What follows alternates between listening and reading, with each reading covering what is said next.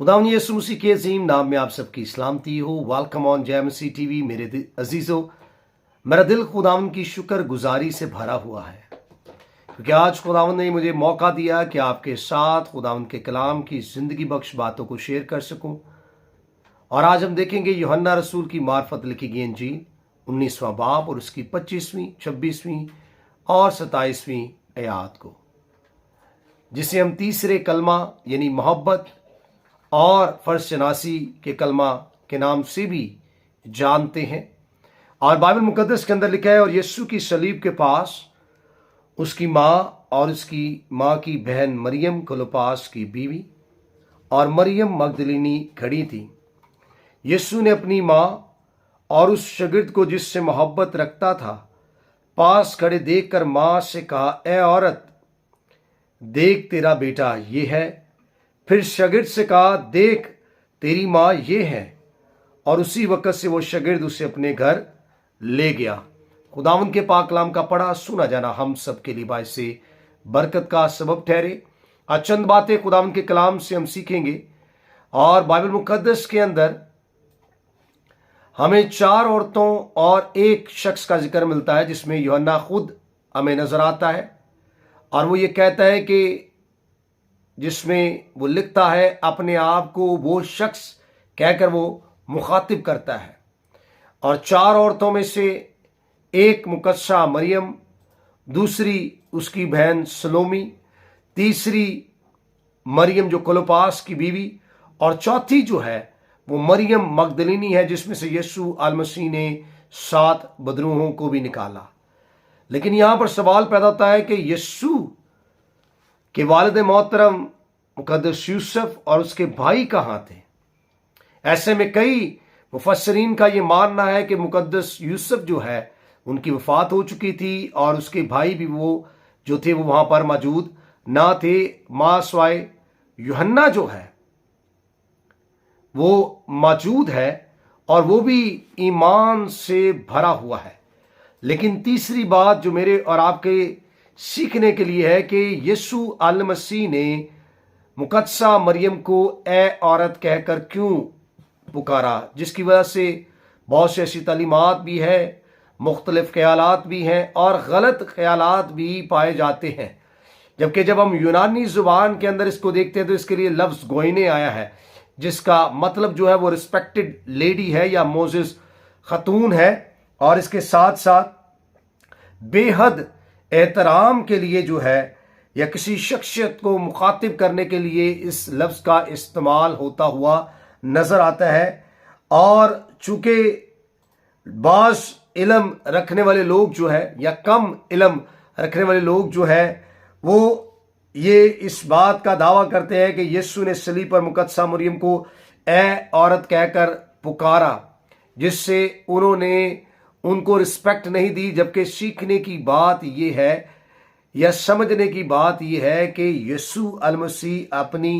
वालिदा मोहतरमा से बहुत मोहब्बत और प्यार रखता था और उन्होंने उसे रिस्पेक्ट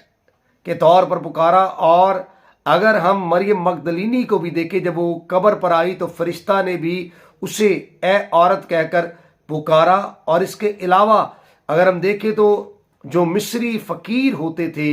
जब वो मांगा करते थे तो वो जब किसी खातून को मुखातिब करते थे तो वो इसी लफ्ज का इस्तेमाल किया करते थे। लेकिन यहां पर भेद की जो बात समझने की है वो ये है कि यीशु अल मसीह ने जब बपतिस्मा लिया और बपतिस्मा लेने के बाद उन्होंने कभी भी अपनी मां को मां कहकर नहीं पुकारा है। और यहां तक कि हम देख सकते हैं कि जब यीशु अल मसीह ने पहला मोर्चा किया तो वहां पर जो ए औरत के लिए लफ्ज इस्तेमाल किया गया है वो भी यूनानी के अंदर यही लफ्ज गोइने आया। और सेम लफ्ज जो है वो यीशु अल मसीह ने सलीब पर भी इस्तेमाल किया है। लेकिन यहां पर कुछ बातें हमें सीखने और समझने की जरूरत है कि यीशु अल मसीह जो है गोया बेपनाह मोहब्बत करता है अपनी मां से, लेकिन वो इस बात से वाकिफ है कि वो किस इलाही मिशन के लिए इस जमीन पर और क्या उसका मकसद है और किसके लिए किस वजह से वो इस जमीन पर भेजा गया है, क्योंकि वो जानता है اور اپنے مقصد سے بخوبی واقف ہے کہ اس نے ہر طرح سے ہر طور سے باپ کی مرضی کو پورا کرنا ہے، اور جس کے لیے ہم دیکھ بھی سکتے ہیں یوحنا رسول کی معرفت لکھی گئی انجیل اس کا 5واں باب اور اس کی 19ویں آیت، تاکہ ہمیں تصدیق ہو جائے، ہمیں وضاحت ہو جائے کہ مسیح یسوع کا مقصد کیا ہے ان باتوں کے پیچھے۔ اور لکھا کہ پس یسوع نے ان سے کہا، میں تم سے سچ کہتا ہوں کہ بیٹا آپ سے کچھ نہیں کر سکتا سوا اس کے کہ جو باپ کو کرتے دیکھتا ہے، کیونکہ جن کاموں کو وہ کرتا ہے انہیں بیٹا بھی اسی طرح کرتا ہے۔ اسی طرح میرے عزیزو، اگر آپ 12واں باب میرے ساتھ نکالے یوحنا کی انجیل اور اس کی 49ویں اور 50ویں آیت پر ہم غور کریں تو ہمیں اور زیادہ اس تعلق سے جو ہے وہ وضاحت مل جاتی ہے اور سیکھنے کو مل جاتا ہے کہ کس طرح سے خدا کا کلام جو ہے وہ اس میں سکھاتا ہے، کیونکہ میں نے کچھ اپنی طرف سے نہیں کہا بلکہ باپ جس نے مجھے بھیجا اس نے مجھ کو حکم دیا ہے کہ کیا کہوں اور کیا بولوں۔ غور کیجئے گا، اور میں جانتا ہوں کہ اس کا حکم ہمیشہ کی زندگی ہے، پس جو کچھ میں کہتا ہوں جس طرح باپ نے مجھ سے فرمایا اسی طرح کہتا ہوں۔ اب ان باتوں سے ہمیں وضاحت ہو جاتی ہے کہ یسوع المسیح صرف اور صرف باپ کی مرضی کو پورا کرنے کے لیے اس زمین پر آیا ہے، اور اپنے وہ اس مشن سے جو الہی مشن ہے اس سے بخوبی واقف ہے، لیکن ہمیں نظر آتا ہے کہ وہ اپنے آپ کو ماں اور بیٹے کے رشتہ سے دور کر رہا ہے، اور تقریباً جو پچھلے 30 سال کا ایک رشتہ ہے جو موجود ہے وہ اسے جو ہے وہ مقدسہ مریم کو ماں کہہ کر یا پکارنے کی بجائے جو ہے وہ اے عورت کا لفظ جو ہے اس کا استعمال کرتا ہے، کیونکہ وہ یہ جانتا ہے کہ اب اس کا سامنا جو ہے وہ اس کے بیٹے کے ساتھ نہیں بلکہ خدا کے بیٹے کے ساتھ ہونے جا رہا ہے۔ اور یہاں پر یسوع المسیح جو ہے وہ ایک نئی جو تعلیم ہے، نیا جو رشتہ ہے اس کا آغاز کرتے ہوئے نظر آتے ہیں، اور وہ رشتہ جو ہے وہ مسیح اور شاگرد کا رشتہ ہے۔ اور اس کی وضاحت کے لیے بھی ہمیں دیکھنا پڑے گا متی رسول کی معرفت لکھی گئی انجیل اور اس کا 12واں باب اس کی 46ویں آیت کے اندر، جس سے ہمیں اس تعلق سے وضاحت ہو جائے گی کہ یسوع مسیح کیا کچھ ہمیں بتانا اور سکھانا چاہتا ہے اور اس کے اس زمین پر آنے کا کیا مقصد ہے۔ اور کلام کے اندر لکھا ہے، جب وہ بھیڑ سے یہ کہہ رہا تھا اس کی ماں اور بھائی باہر کھڑے تھے اور اس سے بات کرنا چاہتے تھے، کسی نے اس سے کہا دیکھ تیری ماں اور تیرے بھائی باہر کھڑے ہیں اور تجھ سے بات کرنا چاہتے ہیں۔ اس نے خبر دینے والے کو جواب میں کہا، کون ہے میری ماں اور کون ہے میرے بھائی؟ اور اپنے شاگردوں کی طرف ہاتھ بڑھا کر کہا، دیکھو میری ماں اور میرے بھائی یہ ہیں، کیونکہ جو کوئی میرے آسمانی باپ کی مرضی پر چلے وہی میرا بھائی، وہی میری بہن اور وہی میری ماں ہے۔ اس لیے میرے عزیزو، یسوع مسیح کی جو تعلیم ہے بڑی صاف اور واضح ہے، لیکن اس کو اور زیادہ ہم وضاحت میں دیکھنے کے لیے اگر لوکا رسول کی معرفت لکھی گئی انجیل اس کا 11واں باب اور اس کی 27ویں اور اگر 28ویں آیت پر بھی غور کریں تو لکھا ہے کہ جب وہ یہ باتیں کہہ رہا تھا تو ایسا ہوا کہ بھیڑ میں سے ایک عورت نے پکار کے اس سے کہا، مبارک ہے وہ رحم جس میں تو رہا اور وہ چھاتیاں جو تو نے چوسی۔ اس نے کہا، ہاں، مگر زیادہ مبارک وہ ہیں جو خدا کا کلام سنتے اور اس پر عمل کرتے ہیں۔ اس لیے میرے عزیزو، جسمانی رشتوں سے زیادہ جو قیمتی رشتہ ہے وہ روحانی رشتہ ہے، اور اس بات سے وضاحت ہوتی ہے کہ کتنی ہم جو ہے وہ روحانی طور پر آسمانی باپ کی جو ہے وہ تابعداری کرتے ہیں، اور اگر کوئی زیادہ تابعداری دکھائے گا تو وہ شخص جو ہے وہ مبارک ٹھہرے گا۔ اور یسوع مسیح کا مقدسہ مریم کو اے عورت کہہ کر پکارنا جو ہے وہ اس سے یہ بات واضح ہو جاتی ہے کہ جو خدمت خدا نے مقدسہ مریم کے سپرد لگائی تھی، بڑے غور سے اس بات پر غور کیجئے گا، جو خدمت خدا نے مقدسہ مریم کے سپرد لگائی تھی وہ پورے احسن طور پر मुकम्मल होगी और इंसान की निजात में अब उसका कोई किरदार नहीं है। इस बात को कभी ना भूलिएगा कि वो काम जो खुदा ने मुकद्दसा मरियम से लेना था वो पूरा हो गया। लेकिन सीखने वाली बात यह है आखिर में कि यीशु ने यूहन्ना ही के सुपुर्द क्यों अपनी माँ को जो है वो किया। यहां पर हम देख सकते हैं चूंकि दोपहर का वक्त है और खुदावंद की नजर अपनी माँ और अपने प्यारे शागिर्द यूहन्ना पर पड़ी, तो अपने दुखों के बावजूद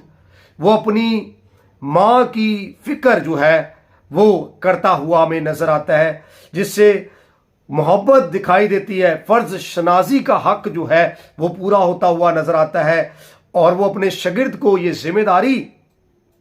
दे रहा है कि वो उसकी माँ की हिफाजत करे, और शागिर्द भी ये जिम्मेदारी जो है वो कबूल करता है और मुकद्दसा मरियम को अपने साथ जो है वो ले जाने के लिए तैयार हो जाता है और दोनों को खुदावंद हदायत करता है कि तू इससे माँ जानना और तू इससे बेटा समझना। अगरचे रिश्तेदारी भी है, लेकिन यूहन्ना ने रिश्तेदारी से बढ़कर उस मोहब्बत को कायम किया है, दिखाया है, जो आज भी दिखाने या करने की नस्ल इंसानी को जरूरत है। वो इसे अपने साथ यरूशलेम ले गया और फिर ईदे नजूल के बाद मुकद्दसा मरियम को अपने साथ इफसस में ले गया और उस वक्त तक यूहन्ना ने खिदमत की जब तक मुकद्दसा मरियम जो है वो इस जमीन पर जिंदा रही। सो मेरे अजीजों, यूहन्ना ने यही हक खूब बाखूबी से निभाया है जो कि एक अच्छे शागिर्द होने की एक निशानी भी है, और उसने अपने आप को पेश भी किया, जाहिर भी किया कि किस तरह से उसने उस सारे काम को जो उसके सुपुर्द किया गया उसने उसको मुकम्मल भी किया और पूरा भी किया। और शागिर्दों में से ये वाहिद अकेला शागिर्द है जो वहां पर ठहरा रहा, मोहब्बत से भरा रहा, ईमान पर कायम रहा, डर और खौफ से बरी रहा, और खुदावंद ने उसको वो जिम्मेदारी दी और उसने उस जिम्मेदारी को पूरा भी किया। सवाल ये पैदा होता है कि हमारे पास कौन सी जिम्मेदारी है, कौन सी जिम्मेदारी यीशु मसीह ने हमारे सुपुर्द की है जिसको हम ऐसन तौर पर पूरा कर रहे हैं। आखिर में हम चंद बातें इस कलमा से और ज्यादा सीख सकते हैं। पहली बात कि ये कलमा 5वें हुक्म की तकमील है कि तू अपने माँ और बाप की इज्जत करना तो जमीन पर तेरी उम्र दराज होगी। दूसरी बात, ये कलमा खुदावंद की कामिल बशरियत की अक्कासी करता है जिसमें माँ से ताल्लुक, एहसास फिक्रमंदी और फर्ज शनासी जो है वो मौजूद है। तीसरी बात, शरई तकाजे पूरे किए गए और दूसरों की फिक्र करना और अपने दुखों की परवाह ना करना जो है वो इससे हमें सबक मिलता है। चौथी बात, ये कलमा खादमाना बशारत और दूसरों के लिए आला कुर्बानी की मिसाल पेश करता है। पांचवी बात, ये कलमा यूहन्ना 3:16 की मुकम्मल तफसीर है। छठी बात, ये कलमा ईमानदार के नजदीक माँ और औरत का क्या मकाम है इसकी मुकम्मल तफसीर और तशरीह को बयान करता है। सातवीं बात, ये कलमा मसीह की खिदमत करने वालों के लिए एक चैलेंज है जो अपनी खादमाना और बशारती खिदमत में इतने मसरूफ हो जाते हैं कि घर याद नहीं रहता ये, लेकिन ये कलमा जो है वो अपनों की फिक्र करना भी सिखाता है कि किस तरह से उन्होंने अपने अजीजों कारब की, फैमिली की जो है वो खिदमत करनी है, बखूबी इंतजाम करना। और कलाम ही हमें यही सिखाता है कि अगर कोई खिदमत का ओहदा चाहता है और निगहबान का ओहदा चाहता है तो वो अपने घर का बखूबी इंतजाम करने वाला हो। आठवीं बात जो हमें सीखने को मिलती है वो ये है कि वालिदैन की इज्जत करें और सबसे बढ़कर आसमानी बाप की मर्जी को पूरा करें, जिससे हम रूहानी और जिस्मानी दोनों जिम्मेदारियों को ऐसन तौर पर पूरा कर सकते हैं। सो मेरे अजीजों, और भी बहुत सारी बातें हैं जो की जा सकती हैं, लेकिन खुदावंद हम सबों को इस कलाम के वसीला से जो है वो बरकत दे और तौफीक बख्शे ताकि हम उन जिम्मेदारियों को जो खुदा हमें बख्शता है, सौंपता है, हम उनको ऐसा तौर पर पूरा कर सके। सो खुदावंद आप सबको बरकत दे। God bless you all. जय मसीह की।